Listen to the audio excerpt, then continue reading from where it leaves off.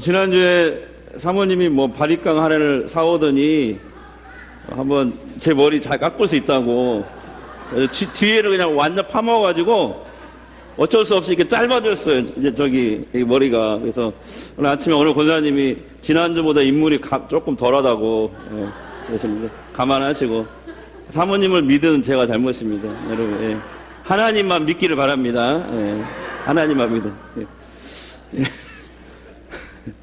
예. 신앙생활 중에서 언제가 가장 힘들까요? 그것은 정말 나를 힘들게 하고 나를 억울하게 하고 그리고 나에게 해를 끼친 사람을 용서하는 일이 아닐까 싶습니다. 예수님은 원수까지라도 사랑하라. 그리고 또 너희를 핍박하는 자를 축복하고 또 축복하라. 악을 악으로 갚지 말고 악을 선으로 갚아라. 예수님이 이렇게까지 말씀하시거든요. 아니 나는 지금 누군가로부터 이렇게 상처를 받았고 이렇게 억울한데 그것을 다 무시한 채 말이에요. 너도 예수님의 사랑으로 그냥 용서하라. 이 말씀을 실천하는 일이 결코 쉬운 일이 아닙니다. 여러분, 우리가 용서를 억지로 해야 될까요? 억지로라도 용서를 해야 될까요? 아니면 그 반대로 막 욕을 하고 마음껏 그 사람을 미워하고 살아간다면 내 마음이 편해질까요? 아마 더 큰 죄책감과 그리고 무거운 마음의 짐을 지고 살 것이 분명할 것입니다. 그렇다면 우리 기독교인은 어떻게 용서해야 될까요? 오늘 성경 말씀 주인공인 요셉 이야기거든요.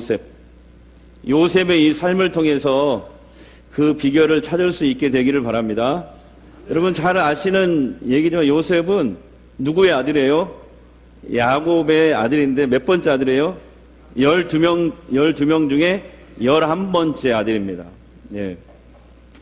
이 요셉의 아버지 야곱의 부인은 모두 4명이었어요. 그래가지고 레하, 라헬, 그 다음에 빌하, 실바 이렇게 4분이었는데 이때가 3,800년 전이니까 그 시대에는 일부 닫혀져 있기 때문에 그렇습니다. 그런데 그 요셉의 아버지 야곱이 제일 사랑하는 부인이 누군지 아세요? 라헬입니다. 두 번째 부인인 라헬입니다. 그런데 이 라헬은 하나님이 자식을 그렇게 많이 주지 않았어요. 딱 2명 줬거든요. 그래서 라헬의 첫 번째 아들이 바로 요셉입니다. 그리고 동생이 베냐민이거든요. 근데 이 라헬이 몸이 너무 약해서 얼굴은 예쁘고 막 그런데 몸이 약해가지고 요셉을 낳고 요셉이 어릴 때 베냐민을 임신을 해서 베냐민을 출산하다가 죽어요. 아기 낳다가 죽죠. 아기를 낳고. 그러니까 이 아버지 야곱은 다른 이 아들들보다 요셉을 유독 더 사랑하는 거예요. 왜 그러냐면은 이 요셉이 노년에 얻은 아들일 뿐만 아니라 야곱이 제일 사랑하는 아내, 부인 라헬이 낳은 자식이었기 때문에 그렇습니다. 그리고 앞으로 이 어린 요셉이 혼자 엄마 없이 클 거 생각하니까 너무 이 아버지로서는 안쓰러운 거예요. 그래서 다른 아들들보다 이 요셉에게 더 많은 정과 애정을 갖는 거예요. 그래서 막 다른 형들한테는 입히지 않은 채색옷, 색동 옷을 막 입히는 거예요. 편애를 하는 거예요, 아버지가. 요셉이 17살이 됐어요. 그래갖고 이제 형들하고 같이 양을 치러 나가는데, 근데 이 요셉이 너무 오냐오냐 큰 것 같아요. 그래가지고 자꾸 이제 일하고 돌아오면은 형들이 했던 잘못한 일들을 아버지한테 자꾸 일르는 거야, 요셉이. 예. 그러니까, 형들이 볼 때 요셉이 너무 꼴보기 싫은 거예요. 예? 근데 어느 날 형들이 이 요셉을 막 죽이고 싶을 정도로 그 미움이 커져버린 사건이 있었는데 그게 뭐냐면 요셉이 형들에게 자기가 꾼 꿈 2가지를 이야기합니다. 그때 형들이 그냥 분노가 폭발해버려요. 사실 요셉이 꾼 그 꿈 2가지는 하나님이 주신 꿈이었어요. 다시 말하면 전문용어로 하나님이 주신 비전이었어요. 비전. 너는 앞으로 이런 사명을 내가 줄 거야. 너는 앞으로 이런 사람이 될 거야. 하나님이 주신 꿈, 비전. 내가 꾸는 꿈은 야망인데 여러분 야망의 사람 되지 마시고 비전의 사람 되시기 바랍니다. 그러니까 하나님이 주신 꿈, 비전을 받았는데 그것을 얘기를 했어요. 형들한테. 이런 꿈이에요. 첫 번째 꿈은 밭이 나타나요. 밭이 나타나는데 밭에 이 형들이 묶어놓은 곡식단이 이렇게 있어요. 11개가 있는데 요셉이 묶어놓은 곡식단을 향해서 막 절을 하는 거야.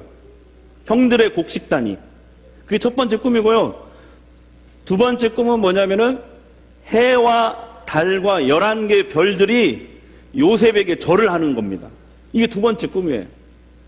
그래서 형들에게 이 꿈을 이야기합니다. 요셉이. 그러니까 막 형들이 분노가 폭발해버려요, 그때. 그래가지고 요셉의 그 색채 옷을 벗겨내고 요셉을 죽이려고 깊은 구덩이에 던져버려요. 근데 이제 한 형이, 야, 그래도 우리 형제였는데 죽이면 안 되지 않느냐. 그냥 상인들에게 이집트 노예 상인한테 팔아버리자. 마침 이집트 상인이 지나가요. 그래서 그 요셉을 팔아 넘깁니다. 노예로. 그리고 아버지한테 뭐라고 하냐면 요셉이 짐승한테 잡혀 먹었다고. 그 짐승의 피를 묻혀가지고 요셉의 그 채색 옷을 아버지한테 보여주는 거예요. 짐승한테 이렇게 잡혀 먹은 것 같다. 거짓말을 합니다. 요셉은 이제 또 노예로 팔려갑니다. 요셉은 이집트에 가서 그 힘든, 정말 최고로 힘든 그 보디발 장군의 집에 노예로 들어가게 돼요. 그런데 창세기 39장 2절에서 5절에 이렇게 되어 있어요. 요셉은 노예 신분이었지만 하나님이 함께 하셨다. 하나님이 요셉의 하는 일마다 형통하게 하셨다. 이렇게 기록이 되어 있어요. 그러니까 요셉이 노예지만 주인한테 인정을 받는 거예요. 예? 마침내 요셉은 보디발 장군의 모든 재산을 맡아서 관리하는 집사가 됩니다. 노예에서 집사가 돼요. 그런데 더 놀라운 건 뭔지 아세요? 요셉이 이 보디발 장군의 집사로 일을 하면서부터 보디발 장군의 집도 복을 받아요. 요셉 때문에 보디발 장군의 집이 복을 받는다니까? 자, 진짜라니까요. 39장 5절 보겠습니다. 함께 읽어 여기. 자, 시작. 여호와께서 요셉에게 복을 내리심으로 여호와의 복이 그의 집과 밭에 있는 모든 소유에 미치니라. 저는 이 시간 여러분을 축복하고 싶어요. 여러분 요셉처럼요. 어떤 상황 가운데 있더라도 하나님이 함께 하시는 이 복을 받으시길 바랍니다. 하나님이 함께 하시면 조건과 환경이 상관없어요. 결국 형통하는 인생이 되는 거예요. 하나님이 함께 하시면. 우리 다른 복보다 이 복을 받아야 돼. 하나님이 함께 하시면 여러분 때문에 여러분 주위에 있는 사람도 잘 되는 역사가 일어난다는 거죠. 여러분 이 복을 받기를 바랍니다. 오늘 이 시간 방금 아멘 하신 분들은 그 복을 받은 줄 믿습니다.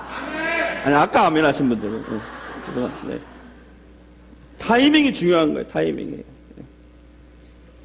우리 인생은 여기서 아멘을 너무 크게 하니까 막 적응이 안 되네 갑자기. 감사합니다. 예.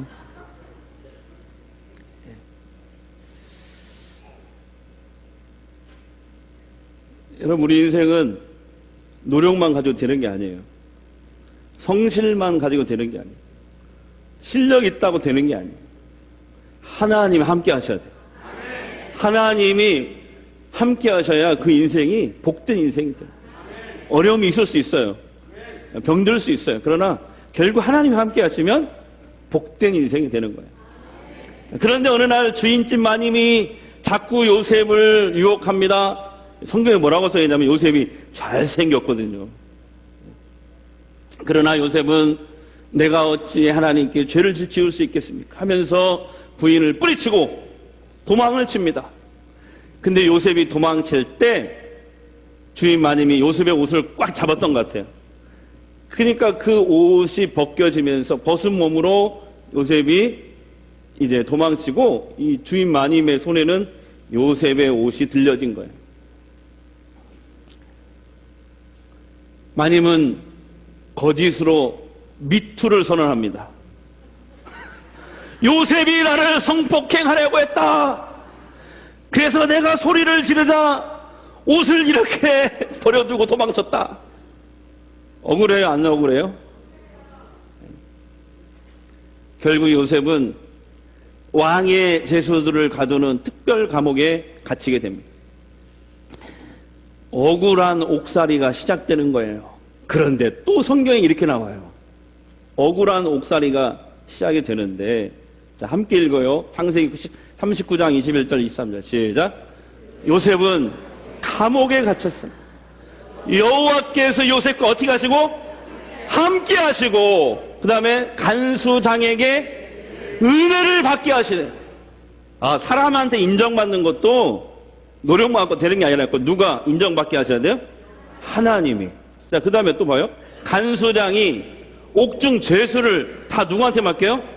요셉의 손에 맡김으로 이는 여호와께서 요셉과 함께 하시면, 여호와가 함께 하신다. 함께 하신다. 이게 지금 두 번이나 나왔어요. 자, 그 다음에 또 여호와께서 그를 범사의 모든 일에 어떻게 했다고요? 형통하게 하셨다. 하나님이 형통하게 하셔야 돼. 하나님이 인정받게 하셔야 돼. 하나님이 함께 하셔야 돼요. 그러면요, 요셉처럼 억울하게 옥살이를 한다 할지라도 그곳에서도 하나님이 함께 하시니 범사에 형통하게 되는 거예요. 그래서 요셉이 감옥에서도 인정을 받는 사람이 되는 거예요. 그런데 어느 날 감옥에 누가 들어오냐면 고급 관리가 들어옵니다. 두 분이, 고급 신하 두 명이 들어와요. 이집트의 왕, 바로 왕을 모셨던 이 고급 신하 두 사람이 들어오는데, 한 사람은 술 맡은 관원장, 또 한 사람은 떡 굽는 관원장. 왕이 마시는 술과 이 음식을 이렇게 만드는 사람이기 때문에 왕이 가장 총애하는 사람이 아니면 이 직분을 맡을 수가 없어요. 그러니까 2인자들이죠. 근데 무슨 잘못으로 인해서 두 사람이 지금 감옥에 들어온 거예요. 간소장은 요셉에게 이 두 사람을 섬기라고 명령을 합니다. 그런데 이 두 관리가 이 감옥에서 이상한 꿈을 꿔요. 근데 이 두 사람의 꿈을 요셉이 해석을 해줍니다. 이 꿈은 술 관원장은 곧 복직이 되는 꿈이고, 떡 관원장은 사형을 당하는 꿈입니다. 그러면서 요셉은 술 맡은 관원장에게 부탁합니다. 술 관원장, 당신이 복직되어 다시 이 감옥을 나가걸랑 저의 억울함을 좀 살펴주십시오. 부탁을 해요. 결국 요셉의 말대로 술 관원장은 풀려나고 복직이 됩니다. 그러나 떡 관원장은 사형을 받게 됩니다. 그러나 술 관원장이 옥에서 나가자마자 요셉을 까마득히 잊어버립니다. 어느 날 이번에는 이집트 바로 왕이 이상한 두 가지의 꿈을 꿉니다. 이런 꿈이에요. 여러분 잘 아시는 거지만, 하나는 나일강에서 살찐 7 암소가 나일강에서부터 갈대밭으로 올라오는 거예요. 살찐 7 암소가 올라와요. 조금 있다가 다시 나일강에서 갈대밭으로, 이번에는 완전 밀싹 마른 아주 흉측하게 생긴 암소 7 마리가 또 올라와요. 그러더니 살찐 암소 7을 다 잡아먹어버리는 거예요. 이런 꿈이에요. 조금 있다가 두 번째 꿈을 꾸는데 뭐냐면, 가늘고 마른 7 이상이 이렇게 살이 오른 그 이삭을 또 잡아먹는, 이런 꿈이에요. 이집트 바로 왕이, 이 최고의 권력자가 꿈을 깨고 나서 이집트에 내놓으라 하는 무당, 점쟁이, 박사, 술사들을 다 부릅니다. 이 꿈을 해석해내라. 아무도 해석을 못하는 거예요. 그때 술 관원장이 그제서야 누가 생각나요? 요셉이 생각나는 거야. 왕이시여, 꿈 해석을 정말 잘하는 사람이 있습니다. 그게 누구예요? 그래서 감옥에 있는 요셉을 데려옵니다. 요셉은 바로에게 꿈을 해석해 줍니다. 왕이시여, 이 꿈은 앞으로 이집트에 7년 동안 풍년이 들 것입니다. 그 후에는 7년간 아주 끔찍한 흉년이 든다는 꿈입니다. 그러니 왕께서는 7년 풍년 동안 양식을 비축해 놓으셔야 됩니다. 그래서 7년 흉년을 대비하셔야 됩니다. 그러니까 바로 왕이 그 자리에서 요셉을 이집트의 총리로 임명합니다. 그리고 흉년을 대비하는 일에 왕의 정권을 요셉에게 맡겨버리는 거예요. 여러분, 요셉은요, 노예에서, 억울한 죄수에서 하루아침에 총리가 되었습니다. 이집트의 2인자가 되었습니다. 여러분, 이게 하나님이 하시는 일이에요. 여러분, 이게 하나님의 역사예요. 하나님이 역사하시면 이렇게 하루아침에 바뀌는 거예요. 운명이 이렇게 하루아침에 바뀌는 거예요.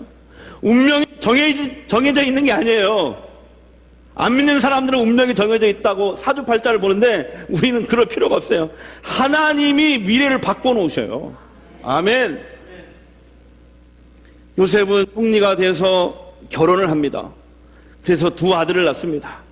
요셉은 하나님의 은혜를 생각하며 너무 감사해서 아들의 이름을 지을 때 그 이름에 자신의 신앙 고백을 집어넣는 이름을 만듭니다. 첫째 아들을 므낫세라고 했습니다. 뭐라고 했다고요? 므낫세라는 단어는 잊어버림 이런 뜻입니다. 무슨 말이냐면 내가 형들한테 버림받고 억울하게 마님한테 미투 그것 때문에 억울하게 옥살이하고 노예로 팔려오고 정말 힘든 고난의 세월을 보냈지만 하나님이 나를 잊어버리게 하셨다. 하나님이 내 억울함과 내 모든 상처와 내 고난을 잊어버리게 하셨다. 둘째 아들을 낳았는데 이름을 에브라임이라고 했습니다. 뭐라고 했다고요? 에브라임이라는 뜻은 창성함, 형통함 이런 단어예요. 그러니까 하나님이 내가 수고한 땅에서 나를 번성하게 하셨다. 나를 형통하게 하셨다. 내가 억울한 옥살이 할 때도 형통하게 하셨고 보디발의 집에 노예로 있을 때도 형통하게 하셨고 이집트의 총리로 있을 때도 하나님이 형통하게 하실 것이다. 그래서 둘째 아들의 이름을 뭐라고 했다고요? 에브라임이라고 했어요. 요셉의 말대로 이집트와 가나안 전 지역에 7년 동안 흉년이 들었습니다. 요셉의 형들도 식량을 사러 이집트로 와야 했습니다. 형들은 요셉이 이집트의 총리가 된 줄도 모르고 요셉 앞에 엎드려 절을 합니다. 하나님이 요셉에게 주신 비전, 이 꿈이 드디어 이루어진 것이죠. 하나님이 주신 비전은 반드시 이루어집니다.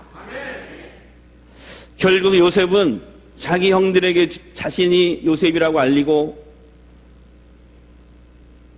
가나안에 계시는 아버지와 동생 베냐민을 데려오게 합니다.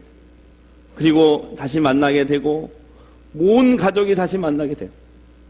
그리고 아버지 야곱과 그 다음에 형들 또 형들의 딸린 식구들 약 70명 몇 명? 70명을 가나안 땅에서 이집트 고센 땅으로 이주를 시킵니다. 누가요? 요셉이. 예. 그래서 그곳에서 양을 치며 살게 하신 거예요. 근데 여러분 정말 놀라운 것이 있어요. 뭐냐면 요셉이 정말 자기를 미워하고 자기를 팔아버린 형들을 다시 만났을 때 복수하지 않았어요. 복수했다는 말이 하나도 없어요. 요셉은 형들을 다시 만났을 때 이렇게 말했어요. 형님들이 나를 애굽에 팔았다고 근심하거나 무서워하지 마십시오. 두려워하지 마십시오. 하나님이 7년 흉년 동안 우리들의 생명을 보존시키려고 나를 미리 이곳에 보내신 것입니다. 당신들이 나를 팔아넘긴 것 같지만 하나님이 나를 이곳에 보내셔서 많은 사람들의 생명을 살리게 하신 것입니다. 그러면서 요셉이 형들을 끌어안고 막 웁니다. 시간이 흘렀습니다. 아버지 야곱이 돌아가셨어요.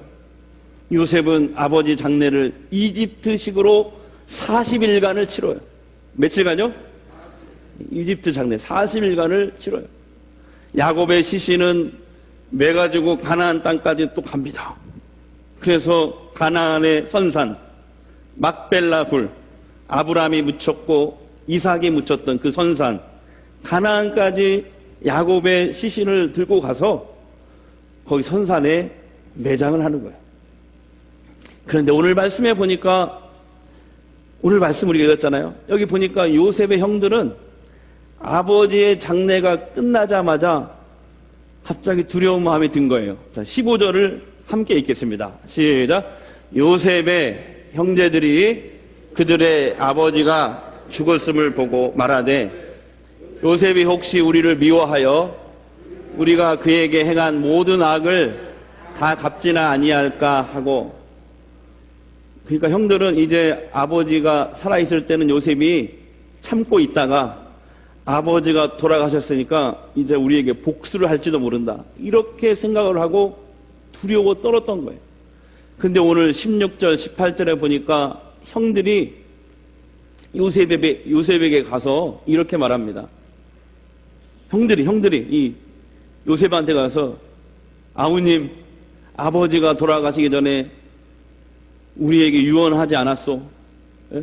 요셉아, 내 형들이 내게 악을 행하였다 할지라도 이제 너는 그들의 허물과 죄를 용서해야 한다. 그러니 아우님, 우리가 당신의 종이 될 테니 제발 우리를 살려주시오. 우리를 용서해 주시오. 우리가 당신의 종이 되겠습니다. 그때 요셉은 이 말을 듣고 또 형들을 울면서, 요셉은 눈물이 많은 사람이에요. 울면서 또 이렇게 말해요. 형님들, 두려워하지 마십시오. 내가 하나님을 대신할 수 있겠습니까? 당신들이 나를 해치려고 이곳에 팔아넘긴 것 같지만 하나님은 그 악을 선으로 바꿔 놓으셨습니다. 선으로 바꿔 놓으셨습니다. 나를 먼저 이집트로 보내 많은 백성의 생명을 구원하지 않으셨습니까? 그러니 이제 내가 당신들과 당신들의 자녀들까지 책임질 테니, 기를 테니 아무 걱정하지 마십시오. 그러면서 또 막 우는 걸 붙잡고, 참으로 위대한 용서가 아닐 수가 없습니다. 여러분, 어떻게 요셉은 자신을 죽이려고 했던 형들을 용서할 수 있을까요? 몇 가지만 간단히 얘기할까요? 첫 번째 비결, 크게 좀 아멘 하셔야 되겠어요. 하나님이, 그렇게 하면 내가 까먹어요.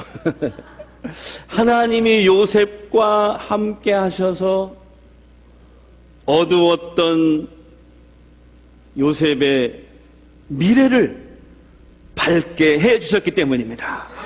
믿으십니까? 요셉이 아들을 낳았을 때 자신의 신앙 고백을 거기에 담았잖아요. 므낫세, 하나님이 내게 모든 고난과 내 아버지의 온 집안일을 잊어버리게 하셨다. 에브라임, 하나님은 내가 형들에게 버림받아 할지라도, 노예 생활할 때에도, 억울한 감옥살이를 할 때에도 이렇게 나를 형통하게 세워주셨다. 에브라임. 그렇습니다. 요셉은 고난이 있었습니다. 억울함이 있었습니다. 그러나 자신이 받은 상처나 억울함과 분노에 사로잡혀 살지 않았습니다. 대신 자신의 미래를 밝게 해주실 하나님을 바라보았던 것입니다. 하나님이 앞으로 나에게 행하실 그 일들을 더 크게 기대하였던 것입니다. 이제 나도 용서할 수 있는 비결은 무엇입니까? 20절 요셉의 고백처럼 하나님이 악을 선으로 바꿔놓으셨다.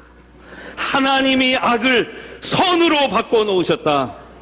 그 하나님을 바라보는 것입니다. 그 하나님을 기대하는 것입니다. 그러므로 여러분, 누군가를 우리가 용서하는 일은 개인 감정의 조절로 되는 일이 아닙니다. 개인의 노력으로 되는 일이 아닙니다. 하나님이 개입하셔야 됩니다. 하나님이 개입하셔야 됩니다. 여러분 마음속에 혹시 상처나 미움이나 원망, 억울함이 있으십니까? 또는 지금 여러분 마음속에 누군가를 향해서 칼을 갈고 있지는 않으십니까? 그 모든 칼을 오늘 이 시간 다 내려놓으십시오. 그리고 하나님께 그 상처난 과거를 맡기십시오. 여러분, 하나님의 새로운 미래를 만들어 주실 것입니다. 두 번째 비결, 요셉은 아까도 얘기했지만 자주 울었어요. 성경에 요셉이 울었던 기록이 5번 나와요. 이게 세어보니까 5번. 그래요. 자주 울어야 돼요. 드라마 보고 울지 말고 자주 사람 앞에서 자주 울지 말고 하나님 앞에서 자주 우시기 바랍니다. 그러면 요셉처럼 하나님이 여러분의 눈물을 친히 닦아주실 것입니다. 하나님이, 이게 중요한 거예요. 하나님의 방법, 우리의 방법이 아니라 하나님의 방법으로 여러분에게 그 억울함을 풀어주실 거예요. 마지막 비결입니다. 요셉이 형들을 용서할 수 있었던 비결은 아버지 야곱이 죽는 순간까지, 오늘 말씀에 나오잖아요. 죽는 순간까지 요셉을 위해서 함께 울어주고 함께 기도해 주었기 때문에 가능한 거예요. 야곱은 요셉 안에 혹시 있을지도 모르는 형들에 대한 미움과 원망이 다시 살아나지는 않을까 노심초사하면서 죽는 날까지 이것을 유언으로 남길 정도로 항상 요셉을 위해서 함께 울고 함께 기도해 주었던 것입니다. 사랑하는 여러분, 여러분도 누군가에게 야곱이 되어주시기 바랍니다. 상처 입은 치유자라는 아주 유명한 책이 있어요. 헨리 나우엔이라는 이 사제이면서 심리학자, 영성학자인데 이 사람이 이런 말을 했어요. 관계는, 인간의 모든 관계는 존재의 기초이다. 제가 지금 문자 쓰는 거예요. 네. 그래서 갈등이 없을 때는 내가 죽었을 때뿐이다. 여러분이 갈등이 없기를 원한다면 그것은 그냥 땅속에 들어갔을 때밖에 없다는 거예요. 그러니까 이 사람은 결론적으로 이런 얘기했어요. 관계가 힘들 때 그때 미움이나 원망, 복수 이런 걸 선택하지 말고 뭘 선택하라? 사랑을 선택하라. 여러분이 교우들, 우리 이웃들, 친구들, 가족들의 내면의 아픔을 위해 함께 울어주시기 바랍니다. 함께 기도해 주시기 바랍니다. 오늘 이 시간 우리 모든 성도들에게 요셉이 경험했던 이 용서의 기쁨이 우리도 문화때 에브라임 고백할 수 있는 그 기쁨이 여러분 안에 충만하게 있기를 주의 이름으로 축원합니다. 제가 기도하기를 원합니다. 여러분, 혹시 여러분 속에 상처나 미움, 원망, 억울함이 있으십니까? 마음속에 갈고 있는 모든 칼을 다 내려놓으십시오. 그리고 하나님께 그 상처난 과거를 맡기십시오. 상처난 과거가 우리의 미래를 만들지 않습니다. 하나님이 새로운 우리의 미래를 만드십니다. 그리고 요셉처럼 하나님 앞에 자주 우십시오. 주님이 여러분의 눈물을 친히 닦아주실 것입니다. 여러분의 억울함을 하나님의 방법으로 해결해 주실 것입니다. 또한 야곱처럼 상처난 누군가를 위해 함께 울어주고 기도해 주시기 바랍니다. 그래서 요셉처럼 용서의 기쁨을 누리는 주님의 백성이 되게 하옵소서. 네, 잠시 소리내서 기도하겠습니다.